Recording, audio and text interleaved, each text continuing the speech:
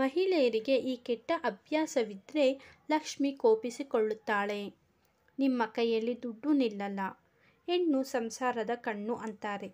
ಯಾವ ಮನೆಯಲ್ಲಿ ಹೆಣ್ಣು ಖುಷಿ ಖುಷಿಯಿಂದ ಇರುತ್ತಾಳೋ ಅಲ್ಲಿ ಲಕ್ಷ್ಮಿ ಆವಾಹನ ಆಗುತ್ತೆ ಅನ್ನೋ ನಂಬಿಕೆ ಇದೆ. ಹೆಣ್ಣೊಬ್ಬಳು ತಾಯಿಯಾಗಿ, ಮಗಳಾಗಿ, ತಂಗಿಯಾಗಿ, ಅಕ್ಕನಾಗಿ, ಮಡದಿಯಾಗಿ, ಅಜ್ಜಿಯಾಗಿ ಜೀವನದುದ್ದಕ್ಕೂ ಪರರಿಗಾಗಿ ಮಿಡಿಯುವ ಪ್ರೀತಿಯ ಹೃದಯ. ಆ ತಾಯಿ ಲಕ್ಷ್ಮಿಯನ್ನು ಹಿಂದೂ ಧರ್ಮದಲ್ಲಿ ಸಂಪತ್ತು ಮತ್ತು ಸಮೃದ್ಧಿಯ ದೇವತೆ ಎಂದು ಕರೆಯಲಾಗುತ್ತದೆ. ಲಕ್ಷ್ಮೀ ದೇವಿ ನೆಲೆಸಿರುವ ಸ್ಥಳದಲ್ಲಿ ಯಾರೂ ಆರ್ಥಿಕ ಮುಗ್ಗಟ್ಟನ್ನು ಎದುರಿಸುವುದಿಲ್ಲ ಮತ್ತು ಯಾವುದೇ ಸೌಕರ್ಯಗಳಿಗೆ ಕೊರತೆ ಇರದು. ಹಿಂದೂ ಧಾರ್ಮಿಕ ಗ್ರಂಥಗಳಲ್ಲಿ ಮಹಿಳೆಯರಿಗೆ ದೇವತೆಯ ಸ್ಥಾನವಿದೆ. ಜೊತೆಗೆ ಮಹಿಳೆಯರನ್ನು ಮನೆಯ ಲಕ್ಷ್ಮಿ ಎಂದು ಕರೆಯಲಾಗುತ್ತದೆ. ಆದರೆ ಮಹಿಳೆಯರ ಕೆಲವು ಕೆಟ್ಟ ಅಭ್ಯಾಸಗಳಿಂದಾಗಿ ಲಕ್ಷ್ಮಿಯು ಕೋಪಿಸಿಕೊಳ್ಳುತ್ತಾಳಂತೆ. ಅಲ್ಲದೆ ಕುಟುಂಬದ ಸಂತೋಷ ಮತ್ತು ಶಾಂತಿಯನ್ನು ಕಳೆದುಕೊಳ್ಳುತ್ತಾಳೆ ಎಂದು ಹೇಳಲಾಗುತ್ತದೆ. ಮನೆಯ ಹೊಸ್ತಿಲನ್ನು ಲಕ್ಷ್ಮೀ ದೇವಿಗೆ ಸಂಬಂಧಿಸಿದೆ ಎಂದು ಪರಿಗಣಿಸಲಾಗಿದೆ.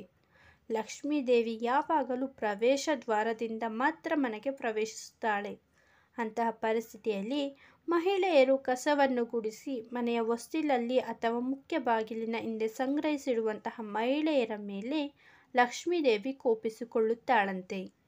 ಬಹಳ ಮುಖ್ಯವಾಗಿ ಮಹಿಳೆಯರು ಮನೆಯ ಹೊಸ್ತಿಲಲ್ಲಿ ಕುಳಿತುಕೊಂಡು ಅಲಂಕಾರ ಮಾಡಿಕೊಳ್ಳಬಾರದು, ಊಟ ಮಾಡಬಾರದು ಅಥವಾ ಯಾವುದೇ ರೀತಿಯ ವ್ಯವಹಾರ ಮಾಡಬಾರದು. ಇದು ಬಡತನಕ್ಕೆ ಕಾರಣವಾಗುತ್ತದೆ. ಹಾಗಾಗಿ ಮಹಿಳೆಯರು ರಾತ್ರಿಯಲ್ಲಿ ಉಳಿದ ಹಿಟ್ಟನ್ನು ಫ್ರಿಜ್ನಲ್ಲಿ ಇಟ್ಟು ಮರುದಿನ ರೊಟ್ಟಿ ಮಾಡುತ್ತಾರೆ. ನಿಮ್ಮ ಮನೆಯಲ್ಲಿ ಇದನ್ನು ಮಾಡುತ್ತಿದ್ದರೆ ಹಿಂದೆ ಬಿಟ್ಟುಬಿಡಿ. ಇದರಿಂದ ಆ ಮನೆಯವರು ರಾಹುವಿನ ದುಷ್ಪರಿಣಾಮ ಅನುಭವಿಸಬೇಕಾಗುತ್ತದೆ. ಆರೋಗ್ಯದ ಜೊತೆಗೆ ಸಮೃದ್ಧಿಯ ಮೇಲೂ ದುಷ್ಪರಿಣಾಮ ಬೀರುತ್ತದೆ. ಮಹಿಳೆಯರು ತಮ್ಮ ಪಾದಗಳಿಂದ ಪೊರಕೆಯನ್ನು ಮುಟ್ಟಬಾರದು ಎನ್ನುತ್ತಾರೆ. ಹಿಂದೂ ಪುರಾಣದ ಪ್ರಕಾರ ಲಕ್ಷ್ಮೀದೇವಿಯು ವೈಕುಂಠ ಅಥವಾ ವಿಷ್ಣು ಲೋಕಕ್ಕೆ ಹೋದಾಗ ಆ ಸ್ಥಳವನ್ನು ಸ್ವಚ್ಛಗೊಳಿಸಲು ಪೊರಕೆಯನ್ನು ಬಳಸಿದಳು. ಆದ್ದರಿಂದ ಪೊರಕೆಯು ನಿಸ್ಸಂಶಯವಾಗಿ ಲಕ್ಷ್ಮೀದೇವಿಯ ಸಾಕಾರದಂತಿದೆ ಮತ್ತು ಅದನ್ನು ಗೌರವದಿಂದ ಸರಿಯಾದ ಸ್ಥಳದಲ್ಲಿ ಇಡುವುದರಿಂದ ನಿಮಗೆ ಅದೃಷ್ಟ, ಸಂಪತ್ತು ಮತ್ತು ಲಕ್ಷ್ಮೀದೇವಿಯ ಆಶೀರ್ವಾದ ಪಡೆಯಬಹುದು.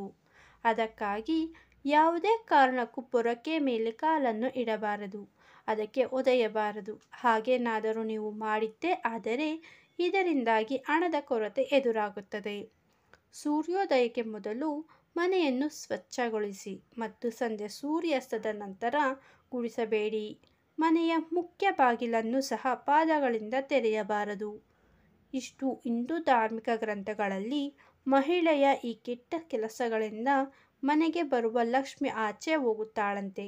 ಜೊತೆಗೆ ಹೀಗೆ ಮಾಡಿದರೆ ಆಕೆಯ ಕೋಪಕ್ಕೆ ತುತ್ತಾಗಬೇಕಾಗುತ್ತದೆ. ಸ್ನೇಹಿತರೆ, ಇಂದಿನ ಈ ಮಾಹಿತಿ ನಿಮಗೆ ಇಷ್ಟವಾಗಿದ್ದರೆ ದಯವಿಟ್ಟು ಲೈಕ್ ಮಾಡಿ ಮತ್ತು ಚಾನಲ್ಗೆ ಸಬ್ಸ್ಕ್ರೈಬ್ ಆಗೋದನ್ನು ಮರಿಬೇಡಿ. ಮತ್ತೊಂದು ವಿಶೇಷವಾದ ಮಾಹಿತಿಯೊಂದಿಗೆ ಭೇಟಿಯಾಗೋಣ. ಧನ್ಯವಾದಗಳು.